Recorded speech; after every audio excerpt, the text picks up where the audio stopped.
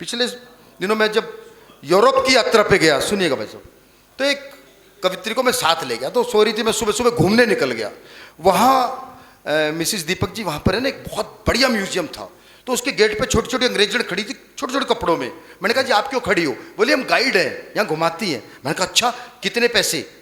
तो कहती जी 200 यूरो। मैंने कहा 200 यूरो? 100 रुपये का यूरो। मैंने गुणा करके देखी, क्योंकि हिंदुस्तान का आदमी आलू भी बिना मोल भाव के नहीं खरीदता। तो मैंने 200 को गुणा किया 100 से। मैंने कहा 20,000। अरे मैं कहा बावड़ी हो रही है, तुझे पता नहीं हम तो मफतलाल जी के प्रोग्राम करते हैं, इतने पैसे कहाँ से लाएंगे हम? मैंने कहा 500 रुपये लेने हैं तो बात कर। अच्छा, अगली समझ गई 500 का नाम लेते हैं कि हाँ ये सच बोल रहा है। मैं उसने मना कर दिया। मैं तो बहन जी खुद ही देख दाख के आ गया।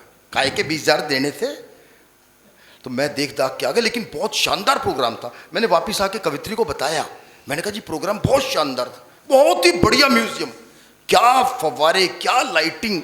वो तो मेरे सिर होगी। बोली मुझे भी लेके चलो। अब मैं मजबूरी में उसको लेके गया। जैसी म्यूजियम के गेट पे पहुंचा, वो अंग्रेजन आ गई। पहले तो कवित्री को देखा, फिर मुझे, और मेरे कंधे पे हाथ मार के बोली 500 में तो ऐसी मिलेगी।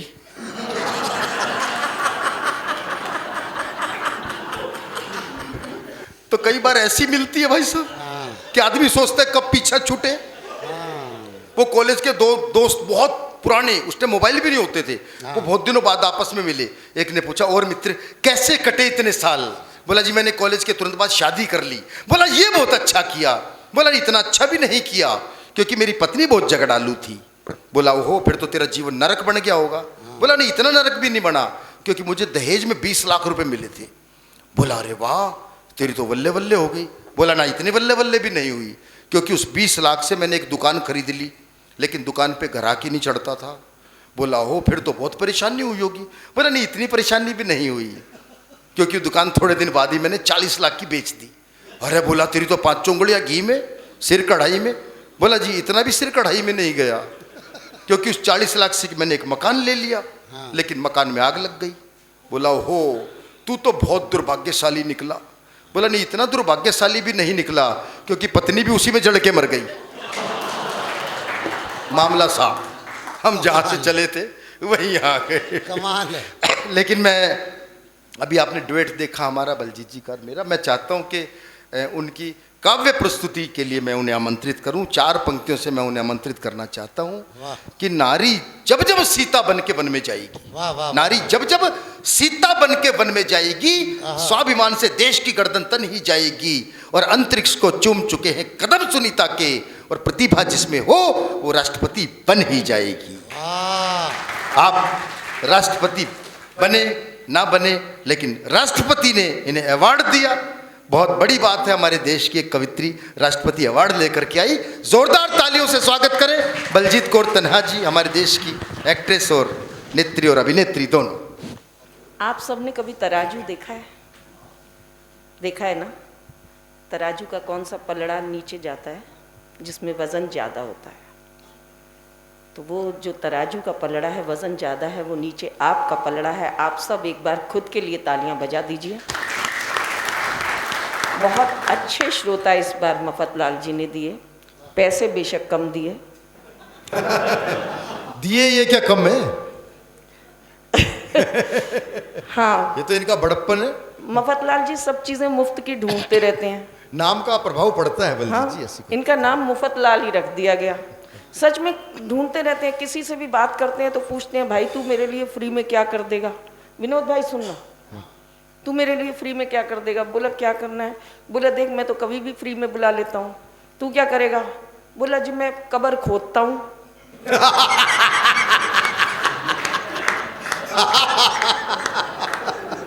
फ्री में खोद दूंगा।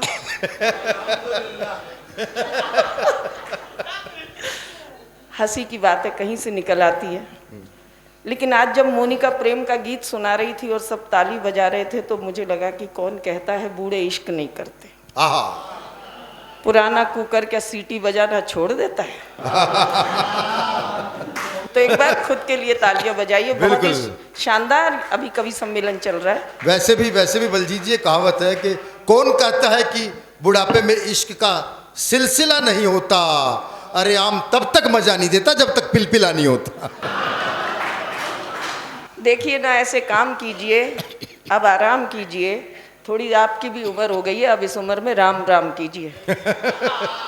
भैया आज तो सारा देश ही राम राम कर रहा है जब से राम मंदिर बना है। हाँ बिल्कुल, राम की उससे याद आया जी। मैं नई एक कविता है, उसका एक छंद दे देती हूँ, स्वागत। फिर अपने उसमें आती हूँ। स्वागत, स्वागत। कभी ये दिल से निकली आवाज़ है और मुझे लगेगा ये मंच शायद नई कविताओं के लिए बहुत अच्छा है और आपके माध्यम से जनता तक पहुँचाना चाहती हूँ। जो दिल की आवाज़ निकली थी इन दिनों, और दिल की आवाज़ हमेशा सच्ची होती है, ये मेरा मानना है कि इस मिट्टी की कोख से, सुनिएगा, इस मिट्टी की गोद से, एक माँ की कोख से, हाँ मैं जनी हूँ। इस मिट्टी की गोद से, एक माँ की कोख से, हाँ मैं जनी हूँ। क्या जानना चाहते हो मेरे बारे में? जान लो ना, मैं एक सनातनी हूँ। क्या जानना चाहते हो मेरे बारे में? जान लो, मैं एक सनातनी हूँ। पूजती हूँ रब को, मानती हूँ सबको। पूजती हूँ रब को, मानती हूँ सबको। क्यों धर्म जाति के नाम पर आज मन ये मैला हुआ है? क्यों धर्म जाति के नाम पर आज मन ये मैला हुआ है? जबकि खोज कर देख लो, सनातन तो हमारी रग रग में फैला हुआ है। खोज कर देख लो, ये सनातन तो हमारी रग रग में फैला हुआ है। बड़ों को प्रणाम करो, बड़ों को प्रणाम करो, प्रकृति को सलाम करो। सब प्राणियों का जीवन मूल्यवान हो और आरती के बाद कहते हैं हम विश्व का कल्याण हो। आरती के बाद कहते हैं हम विश्व का कल्याण हो। इन्हीं परंपराओं को मानने वाला फूल हूँ, ना कि नफरत फैलाने वाली नागफनी हूँ। क्या जानना चाहते हो मेरे बारे में? बस इतना जान लो, मैं एक सनातनी हूँ। वाह वाह वाह वाह वाह वाह वाह। इस मिट्टी की गोद से, एक माँ की कोख से, हाँ मैं जनी हूँ। क्या जानना चाहते हो मेरे बारे में? जान लो, मैं एक सनातनी हूँ। क्या बात है, वाह। तो ये छोटी छोटी कविताएं हम लोग आप तक पहुंचा देते हैं, लेकिन आपकी जो तालियां हैं वो हौसला दे देती हैं, तो अच्छा लगा और बहुत बहुत साधुवाद। रही बात हंसने की, हाथ से कहीं से निकल आता है। मैं तो जिस खानदान में हूँ, सरदारों के खानदान में हूँ, हमें हंसने के लिए कहीं नहीं जाना पड़ता। हम तो आँख खोले सामने सरदार। वैसे मैं टेंशन लेती नहीं, मैं जिस खानदान से हूँ हम टेंशन नहीं लेते। आप सबको पता है, हम तो 10 साल तक देश की गद्दी पर चुपचाप बैठे रहे, हमने टेंशन नहीं ली। सारे देश ने टेंशन ली, हम बोले हमने नहीं ली। क्या करना है, टेंशन लेना ही नहीं चाहिए। हम हिंदुस्तानी टेंशन ही अजीब तरह की लेते हैं। अमेरिका में लाइट चली जाए, लोगों को टेंशन होती है, वो पावर हाउस को फ़ोन करते हैं। जर्मनी में लाइट चली जाए, टेंशन हो जाती है, इलेक्ट्रिशियन को फ़ोन करते हैं। एक हमारे हिंदुस्तान में लाइट चली जाए, मेरे पति बेटे को आवाज़ लगाते हैं, काके देखी साड़ी गई, पड़ोसी दी भी गई। तो टेंशन ले लो, मस्ती में रहो। और रही टेंशन, आप देखो हाथ से कहाँ से निकलता है। मैं तो एक दिन घर गई, स्कूल से घर गई, तो हमारी पड़ोसन गुजर गई थी। मैंने देखा सारा अपार्टमेंट वहाँ, लेकिन मेरी सरदार जी मुझे दिखे ही नहीं। मैं गई अंदर, मैंने देखा सरदार जी घर पर ही चुपचाप बैठे हैं, मनुष्य शक्ल। मैंने कहा सरदार जी घर पर ही बैठे हो मुंह लटकाए, अगले की पत्नी गुजर गई, क्यों नहीं अफसोस कराए? वो मेरी ओर देख के बोले, तू ही बता किस मुंह से जाऊं, अगले की दूसरी मर गई, मैं एक बार भी नहीं बुलाऊं?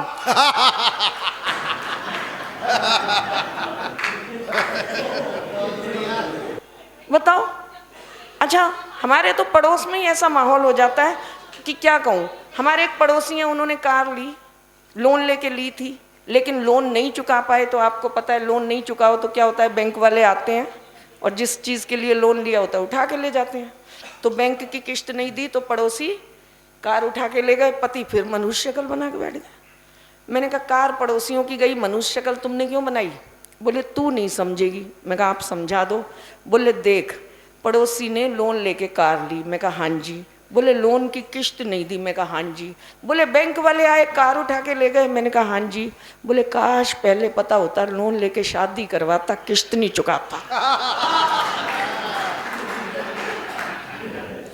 4 दिन पहले मेरी और मेरे पति की हुई जोरदार लड़ाई। पति ने भगवान को गुहार लगाई, बोले हे भगवान तंग आ गया हूँ ऐसी पत्नी से, मुझे उठा ले, मैं कौन सी कम थी। मैंने कहा हे भगवान मैं भी तंग आ गई हूँ ऐसे पति से, तू मुझे बुला ले। पति बोले भगवान जी मेरी एप्लीकेशन छोड़ दे, इसकी लगा ले। अच्छा, इन पतियों को तो कुछ भी कहो, इनको ना पत्नी में बुराई नजर आती है अभी, है ना, ये सच्चाई है। अब मैंने उनसे कहा कि ये सर्दी का मौसम है, गाजर चुकंदर खा लिया करो। बोले इससे क्या होगा? मैंने कहा इससे खून गाढ़ा और लाल हो जाएगा। बोले अच्छा, तुझे मतलब विटामिन वाला खून चूसना है?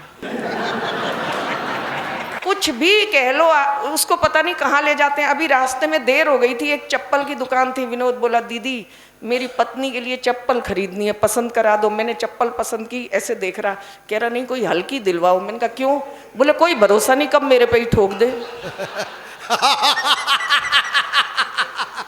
मतलब कुछ भी कर लें हम लोग, इन पत्नियों के ऊपर कुछ ना कुछ कह देते। लेकिन हमसे पूछो ये पति नाम का प्राणी होता कैसे है? मैडम मैं सच कह रही हूँ, मैं एक चैनल पर गई, उन्होंने कहा आप पतियों पे बहुत कुछ बोलती हैं, तो आप बताइए अच्छा पति कैसा होता है? तो मैं बोलती अच्छा पति, इतने में हरियाणा वाली बैठी हुई थी। हरियाणा वाली ताई ने माइक छीन लिया मेरे हाथ से, बोली यो के बतावेगी? मैं बताती हूँ अच्छा पति कैसा हो गया। मैं कहा ताई आप बता दो। बोली अच्छा पति भूत जैसा हो गया। अब वो जो टेलीविजन की एंकर थी वो, मैं सब हैरान, जैसे आप हैरान बैठे हो भी ताई क्या बोल रही है। हमने कहा ताई अच्छा पति भूत जैसा होता है, क्या मतलब? बोली और के अच्छा पति भूत जैसा हो गया, ना जिंदगी में भूत देखा ना अच्छा पति देखा। तो बस हम तो पति पत्नी लड़ते झगड़ते इसी तरह जिंदगी गुजार लिया करते हैं, और हम पति पत्नी एक दूजे से नहीं उस ऊपर वाले से डरते हैं। वो जैसे चाहे डुगडुगी बजाता है, वो जैसे चाहे सबको नचाता है, सिर्फ और सिर्फ उसी के हंसाने से हंसती है ये दुनिया, वरना इस दुनिया में कौन है जो दूसरों को हंसाता है। मस्ती का माहौल है सब कुछ, लेकिन आज यहाँ पर जब आप लोगों को देखती हूँ तो मुझे लगता है कि माँ बाबा वाली कविता सुना दो। हाँ, पेमेंट के हिसाब से सुनाओ जो आपका मन है। फिर तो ना ही सुनाऊं। चलो छोटी छोटी माँ बाबा वाली कविता बहुत अच्छी है, सुनाओ। नहीं सुनाओ। उसे हम अगली पेमेंट पे सुनाएंगे। अच्छा, वो बात तो सही है, लेकिन नहीं सच में वो फिर कभी सही सबके बीच। लेकिन जब माँ की बात आई और मोनिका ने भी माँ की बात कही, तो यहाँ पर माँ स्वरूप जब बैठे हुए हैं तो 4 पंक्तियाँ याद हैं, वो आप सबको सौंपती हूँ। और मुझे लगता है उससे बेहतर पंक्तियाँ माँ पर मैंने शायद नहीं कभी देखी सुनी, कि खुदा ने जब माँ को बनाया होगा, खुदा ने जब माँ को बनाया होगा, यकीन मानिए वो बहुत पछताया होगा। खुदा ने जब माँ को बनाया होगा, यकीन मानिए वो बहुत पछताया होगा। खुदा का काम था मोहब्बत, वो माँ करने लगी। खुदा का काम था बरकत, वो भी माँ करने लगी। खुदा का काम था दुआएं, वो भी माँ देने लगी। माँ को बनाकर उदास वो परवरदिगार हो गया। खुदा का काम माँ ने कर दिया, खुदा बेरोजगार हो गया। वाह वाह वाह वाह, क्या बात है। माँ को बनाकर उदास वो परवरदिगार हो गया, खुदा का काम माँ ने कर दिया, खुदा बेरोजगार हो गया। तो छोटी छोटी पंक्तियाँ हैं और देशभक्ति की भी बात हो रही है। मुझे एक बात समझ नहीं आती कि अगर ये पाकिस्तान नहीं होता तो ये हमारे जो कवि हैं देशभक्त के, वीर रस के, ये क्या करते हैं? है ना, ये सच्चाई है। लेकिन चलिए 2 कौड़ी का पाकिस्तान, हम क्यों अपनी 2 करोड़ की कविता खराब करें? 2 करोड़ की कविता खराब करें? तो टेंशन नहीं लेनी, मस्ती में रहना चाहिए और टेंशन बिल्कुल नहीं लेनी। मैं आपको अपनी शुरू की कुछ घटनाओं से जोड़ती हूँ और फिर एक छोटी सी कविता सुनाकर स्थान लूंगी। बहुत आनंद आ रहा है आप सबके बीच, बहुत अच्छे से आप सुन रहे हैं। आप सबको याद होगा जब मोदी जी ने नोट बदल दिए, है ना, तो जब मोदी जी ने नोट बदले तो सारा देश बैंक की लाइन में लग गया। लेकिन मेरे पति रोज 8 बजे टीवी के आगे बैठ जाते थे। मैंने कहा सरदार जी 2016 नोट बदल रहे हैं और आप टीवी के आगे रोज बैठ जाते हो 8 बजे। बोले ये 56 इंची सीना कुछ भी कर सकता है। मैंने कहा आपको किस चीज़ का इंतज़ार है? बोले मैं तो उस दिन का इंतज़ार कर रहा हूँ जब ये आए और कहें मेरे प्यारे देशवासियों, ये जो आपके पास आपकी धर्मपत्नी है ये 29 फरवरी तक ही मान्य रहेगी। देखो कितनी बढ़िया ताली बजाई, सबके चेहरों पे हंसी आ गई। मतलब इस उम्र में भी पत्नी बदलने का दम है सब में। लेकिन आप सोचो, मैंने टेंशन नहीं ली। कारण अब देखो, चाय वाले को कौन मना कर सकता है, क्या पता कल प्रधानमंत्री बन जाए, है ना। तो हम टेंशन ही नहीं लेते, चलो मस्ती में रह भाई, खूब चाय बना और कल का प्रधानमंत्री बन जा, कोई टेंशन नहीं है। अच्छा ये बताइए कि मैं बता रही थी कि मैंने जब पति ने कहा कि मैंने तब भी टेंशन नहीं ली। कारण जो पति 500 रुपये का नोट बदलवाने बैंक की लाइन में नहीं लगा, वो 55 किलो की बत्तनी बदलवाने कहाँ जाएगा। और एक बात और है, आप सबकी हंसी ने भी बता दिया, अगर हमारे हिंदुस्तान में पत्नी बदलने की नौबत आ गई, विनोद भाई फोन पे पत्नी ढूंढने लग गया कौन सी, अगर हमारे हिंदुस्तान में पत्नी बदलने की नौबत आ गई तो बैंक तक जाने की नौबत ही नहीं आएगी, अड़ोस पड़ोस में ही बदल ली जाएगी। तो मस्ती में रहना चाहिए। और जैसे मैडम आप बैठे हो ना, ऐसे ही एक सज्जन बैंक में गए। अब वो सज्जन गए तो उस समय नोट बदले जाते थे तो आपने देखा स्याही लगा देते थे, तो वो उनके देखा, उन्होंने स्याही लग गई। बोले बेटा ये स्याही कब उतरेगी? वो बोली ताऊ ये स्याही तो कई दिन तक नहीं उतरेगी। तो बोले फिर तो घनी बढ़िया बात है, आजकल कहीं डाई वाई भी नहीं मिल रही, मेरे बालों में लगा दे, कई दिन तक मैं भी जवान बना रहूँगा। तो कोई कहीं भी मस्ती कहीं से आ जाती है, सिर्फ नज़रिया बदलना सीखिए। प्रॉब्लम एक ही है हमारे हिंदुस्तान में कि हम बच्चों को अधिक कोण, न्यून कोण, समकोण पढ़ाते हैं, लेकिन जो चीज़ नहीं पढ़ाते वो है दृष्टिकोण। जिस दिन क्या बात है, दृष्टिकोण वाह, वाह, बदल वाह। जाएगा, वाह क्या बात है। जिंदगी को देखने का नजरिया बदल जाएगा, तो हाथ से हमें चारों तरफ दिखाई देता है। क्या बात है। और इस प्रोग्राम के माध्यम से एक बात कहना चाहती हूँ कि ये हाथ, इंसान के हाथ अगर कभी किसी की मदद के लिए उठ जाएं तो मैं मानती हूँ कि वो श्रमदान की श्रेणी में आते हैं। और ऐसा कहा जाता है कि हंसने से खून बढ़ता है ना। तो अगर हमारी कुछ बातों से आप हंस मुस्कुरा दें तो आपका खून बढ़ेगा और हमारा ये काम रक्तदान की श्रेणी में आ जाएगा। और ये जो तालियां आप बजा रहे हैं, इस तरह के आयोजन मफतलाल जी कर रहे हैं। हंसने के लिए हम बहुत कुछ कहते हैं, पर मफतलाल जी इस तरह के जो आयोजन करते हो तो बहुत अच्छी बात है, ये होते रहने चाहिए। एक ऑपरेशन थिएटर के बाहर लिखा हुआ था कि खोल लेते दिल अगर मिल बैठ कर यारों के साथ, खोल लेते दिल अगर मिल बैठ कर यारों के साथ, तो आज खोलना न पड़ता औजारों के साथ। तो ये जो इस तरह के आयोजन करते हैं आप सबके बीच, वो इसीलिए करते हैं कि आप सब एक दूसरे के साथ दिल खोलकर बैठिए, मुस्कुराइए, हंसते रहिए। और जो लोग हंसते और हंसाते हैं, जो लोग हंसते और हंसाते हैं, वो मरने के बाद स्वर्ग नहीं जाते हैं। आय हाय। जो लोग हंसते और हंसाते हैं वो मरने के बाद स्वर्ग नहीं जाते हैं, क्योंकि वो लोग तो जहाँ बसते हैं उसी जगह को स्वर्ग बनाते हैं। बहुत बहुत खुश रहिए, आबाद रहिए, मुस्कुराते रहिए, कार्यक्रम करवाते रहिए और पेमेंट थोड़ी बढ़ाते रहिए। धन्यवाद।